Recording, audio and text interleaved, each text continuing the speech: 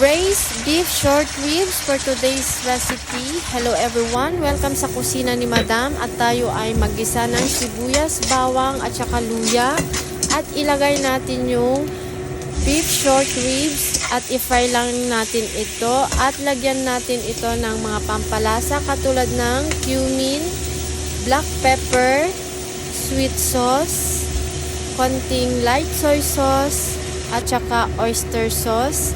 At lagyan natin ng konting brown sugar. Optional lang yan kung gusto nyo. And then, haluin lang natin ng haluin. At saka nilagyan ko din pala ito ng star anise. At lagyan na natin ng tubig, sapat na tubig. At pakuluan ito ng pakuluan hanggang sa lumambot yung karne ng baka. Tapos, ilagay natin yung carrots, konting green beans, at saka yung ating broccoli. At yung panghuli kong nilagay ay yung black beans or tausi. And then haluin lang natin ito. Lutuin ng bahagya para maging crunchy pa din yung ating mga gulay. So ito na yung ating finished product na braised beef short ribs. And for sure, busog-lusog na naman kami and mapapa extra rice.